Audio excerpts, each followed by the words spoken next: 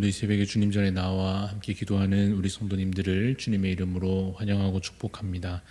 기도하시겠습니다.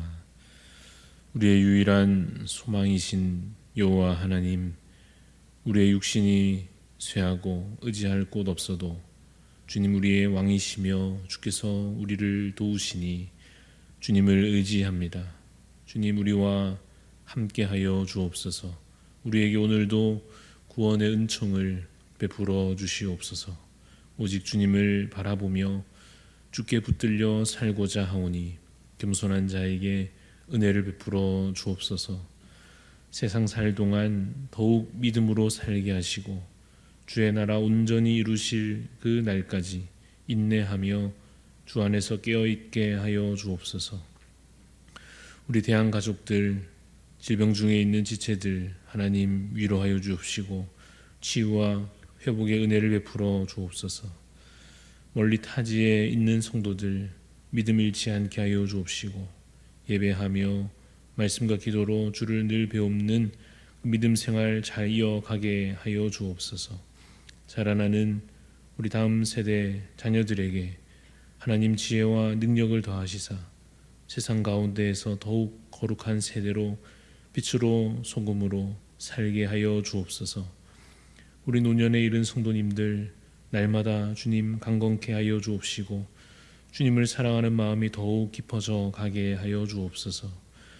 직분을 맡아 섬기는 모두에게 하나님 성령의 충만함을 허락하여 주시사 주님 맡기신 사명 그 역할들 잘 감당케 하여 주옵소서. 주님 이 나라 이 민족 주님 긍휼히 여겨 주옵소서. 이 땅에 주님의 뜻을 이루어 주옵소서.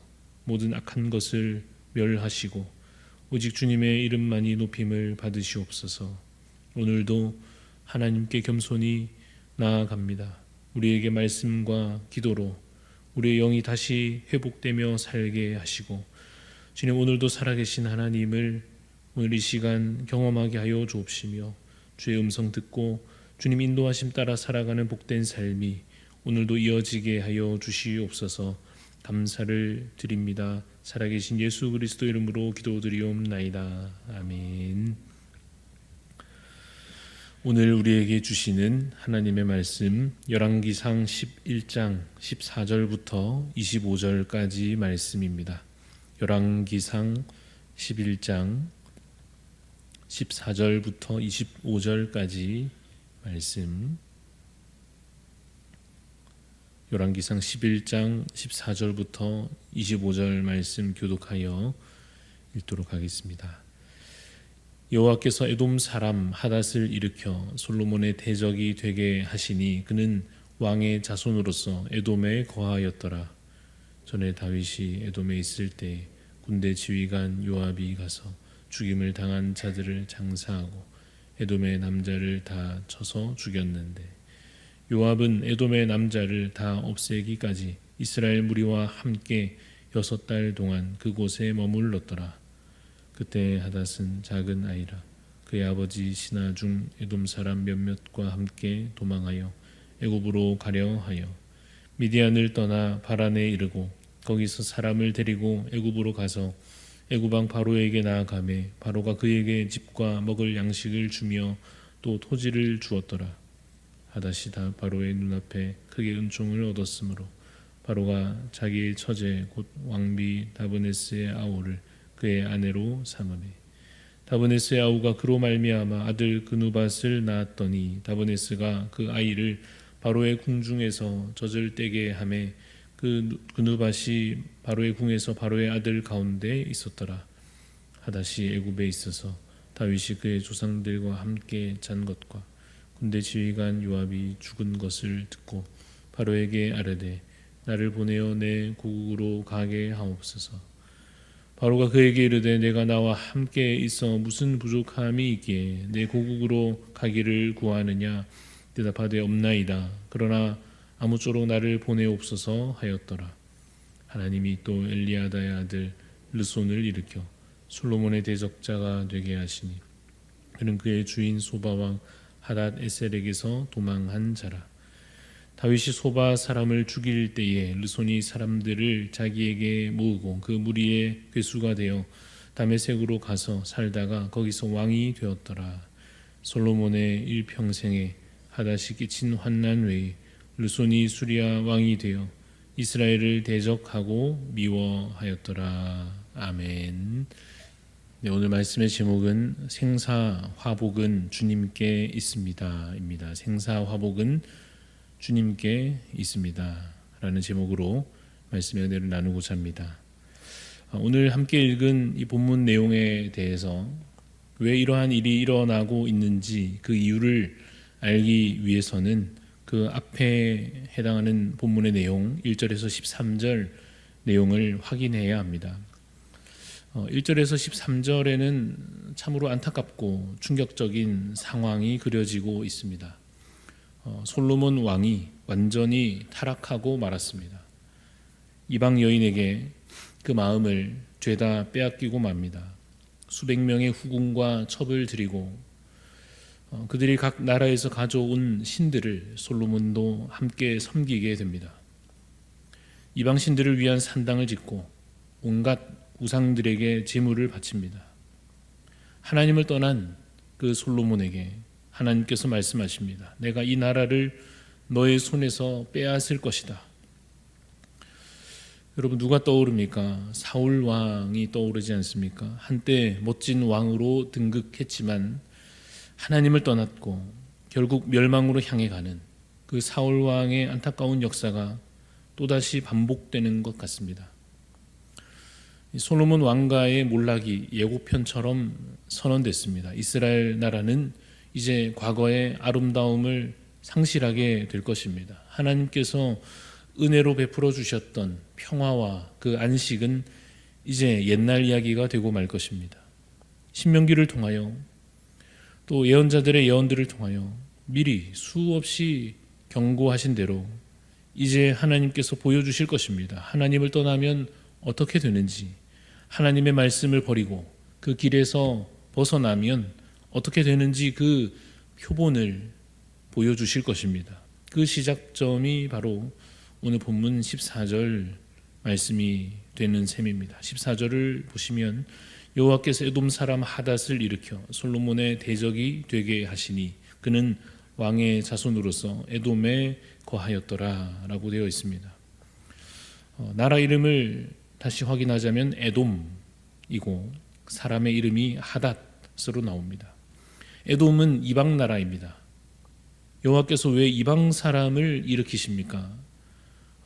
하나님께서 그를 사용하려 하시는데 어떤 목적으로 그를 사용하려 하십니까? 1절에 기록된 대로 그를 솔로몬의 대적으로 세우십니다. 왜 하나님께서 솔로몬 편을 들지 않으시고 솔로몬의 대적을 지금 키워주고 계십니까? 솔로몬이 하나님을 떠났기 때문입니다. 이 하닷의 이야기를 좀 더 오늘 본문을 통해 살펴봅시다. 하닷은 에돔 사람이지만 애굽에서 자랍니다.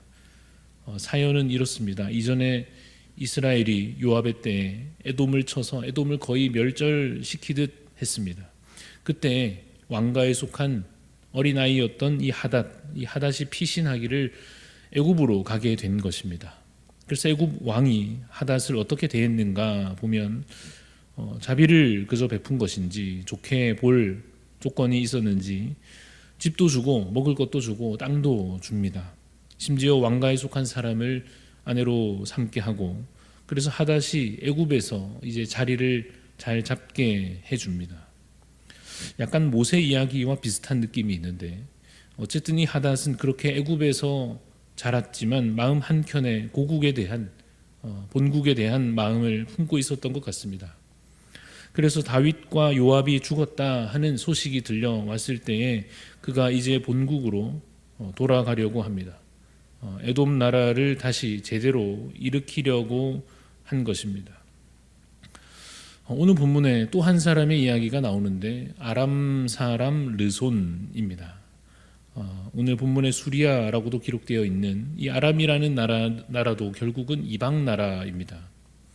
이 르손이라고 하는 자는 아람의 주요 도시인 다메섹에서 스스로 왕이 됩니다. 이 르손에 대해서는 짧게만 기록되어 있는데요. 이 두 사람 하닷과 르손 나라로 말하자면 에돔과 아람, 이와 같은 나라와 이 이방 민족 왕이 어떻게 행하였는가 요약하여서 말해주는 것이 오늘 본문 25절 말씀입니다. 25절을 보시면 솔로몬의 일평생에 하닷이 끼친 환난 외에 르손이 수리아 왕이 되어 이스라엘을 대적하고 미워하였더라 라고 기록합니다. 당시 상황을 인간적인 시각으로 본다면 그저 나라 간의 갈등과 세력 다툼으로 보일 수 있습니다. 하닷은 자기 민족이 이전에 이 이스라엘에게 당한 일이 있으니까 그에 대해서 복수하는 것이기도 하고, 또 르손이라고 하는 이 사람도 나름 왕으로서 주변 있는 이 강한 나라를 견제하는 것이 자연스러운 일이라 할 수도 있을 것입니다. 그러나 앞서 우리가 살펴본 것처럼 이 일들은 결코 우연히 일어났거나 혹은 그저 인간적인 감정적인 어떤 복수나 탐심이나 그런 것으로 이루어진 일이 사실 아니었습니다. 이 두 왕이 일어나는 것, 이 두 나라가 이스라엘을 괴롭게 하는 것은 여호와 하나님께서 뜻하신 바였습니다. 그래서 오늘 본문 14절에 여호와께서 에돔 사람 하닷을 일으키셨다라고 기록하고 있고, 23절 말씀에도 하나님이 또 엘리아다의 아들 르손을 일으키셨다고 기록합니다. 하나님께서 이와 같이 주변 나라를 통하여 솔로몬의 나라를 괴롭게 하실 것입니다.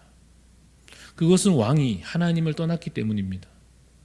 왕으로부터 온 나라가 그저 인간적인 힘을 가지는 것에만 온 마음을 빼앗겨 버렸기 때문입니다. 외교도 중요하고 국방도 중요하고 경제도 중요하지만 그것을 중히 여기느라 믿음을 잃어버린다면, 하나님과의 관계가 끊어진다면 아무 소용이 없습니다. 오늘날도 마찬가지입니다. 나라의 흥망성쇠는 하나님께 있음을 기억해야 할 것입니다. 강대국과의 관계가 아니라 하나님과의 관계가 중요합니다. 주변 나라들과 손잡느라 그들의 딸들을 데려오고 그들이 가져온 우상들을 같이 섬기고 그 우상들을 위한 산당을 짓고 제사를 지내고 그러면서 하나님의 손을 놓아버린다면 그 나라는 하나님 앞에서 결코 온전할 수 없습니다. 그러나 우리가 이것을 좀 더 정확히 적용하기 위해서는 우리 각자의 삶으로 향하여 이 말씀을 적용하려 해야 할 것입니다. 예를 들어 학생으로 말하자면 학업이 중요하고 진로도 중요하고 취업도 또 재산도 중요하지요. 또 그것을 위하여 스펙을 또 여러 가지 조건들을 갖추어 가는 것, 또 인맥도 중요하고 공부도 열심히 해야 하고 경험도 많이 쌓아야 할 것입니다. 그러나 만약에 그것이 우선되어서 하나님을 떠난다면, 하나님을 섬기지 않고 세상을 이제 더 따르고 세상을 더 사랑하고 사람을 더 의지하게 된다면 그의 삶은 멸망으로 향하게 될 것입니다. 당장의 앞길이 잘 열리고 형편이 나아지고 그것이 중요한 문제가 아닙니다. 왜냐하면 우리는 영원한 삶을 앞두고 있기 때문입니다. 믿음이 없이는 영원한 멸망일 뿐입니다. 오직 믿음을 가진 자만이 영원한 생명으로, 영원한 주의 나라 천국으로 향할 것입니다. 여러분이 이스라엘 나라는 우리가 구약을 읽어서 아는 바와 같이 결국 멸망에 이르게 됩니다.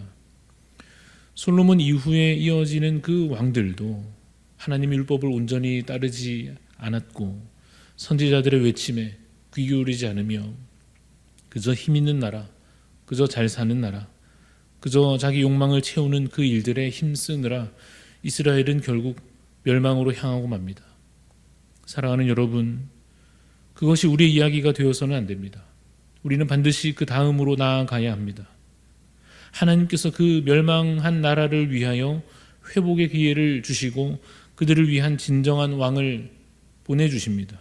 오신 그 왕을 믿는 자는 그 믿음으로 말미암아 영생을 얻으며 하나님 나라에 참으로 속하여 마지막 승리에 대한 소망을 갖게 되었습니다. 우리도 그 믿음에 들어가야 할 것입니다. 그 믿음의 길로 행하여야 할 것입니다. 예수 그리스도 안에 있으면 결코 멸망치 않고 영생을 얻게 하실 것입니다. 믿음이 없이는 그 무엇도 부질없음을 기억하시기를 바랍니다. 이 솔로몬의 몰락을 보면서 깊이 깨닫고 새기시기를 바랍니다. 그러므로 그 어떤 상황에서도 예배를 포기하지 마시고 말씀 읽는 것을 중단하지 마시고 반드시 기도로 영적 호흡을 이어가시기를 바랍니다. 가난할 때든지 부유할 때든지 믿음 안에 거하시기를 바랍니다. 어차피 우리의 생사화복은 오직 여호와 하나님께 있습니다. 하나님을 대적하는 어리석은 자가 되지 마시고 온 마음을 다해 주님께 속한 자 되어서 주님 주시는 영원한 복락 다 받아 누리시는 우리 모든 대한 가족들이 되시기를 주님의 이름으로 축원합니다. 기도하겠습니다. 하나님께서 세우셨으나 여러 가지 죄악으로 인하여 특별히 우상숭배로 말미암아 몰락하며 멸망으로 향하여 가는 이 사람과 또 그 나라의 현실들을 이제 우리가 더 깊이 보게 될 것인데 하나님, 그것이 그저 옛날 역사로만 끝나지 않고 오늘 우리의 역사가 자칫 될 수도 있음을 이 말씀 통하여 다시 되새겨 기억하게 하여 주옵소서. 하나님, 우리의 심령에 하나님을 두려워하는 마음과 또 하나님을 사랑하는 마음을 주여 더욱 부어 주시옵소서. 말씀 가운데 그래서 더욱 하나님의 뜻을 겸손히 듣고자 하며 깨달아 또 그 말씀대로 살아가게 하여 주옵소서. 기도하기를 쉬지 않으므로 오늘도 내게 들려주시는 주의 음성을 들으며 그 음성 따라 주의 말씀 따라 살게 하여 주시옵소서. 하나님, 예배하기를 포기하지 않게 하여 주옵시고 그 어떠한 상황 가운데에서도 하나님과의 관계를 우선할 수 있게 하여 주옵소서. 세상의 어떤 유혹 가운데에도 어떠한 위협 가운데에도 하나님, 우리가 이 믿음 잃어버리지 아니하도록 주여 우리를 붙잡아 주시옵소서.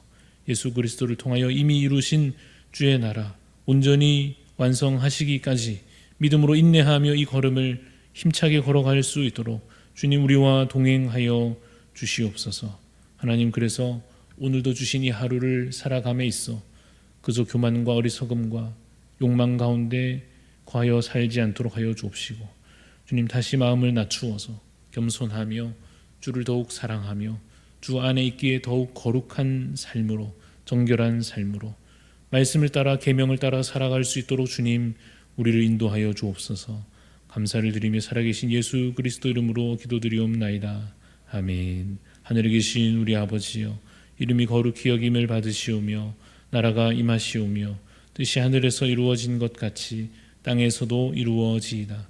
오늘 우리에게 일용할 양식을 주시옵고 우리가 우리에게 죄 지은 자를 사하여 준 것 같이 우리 죄를 사하여 주시옵고 우리를 시험에 들게 하지 마시옵고 다만 악에서 구하시옵소서. 나라와 권세와 영광이 아버지께 영원히 있사옵나이다. 아멘.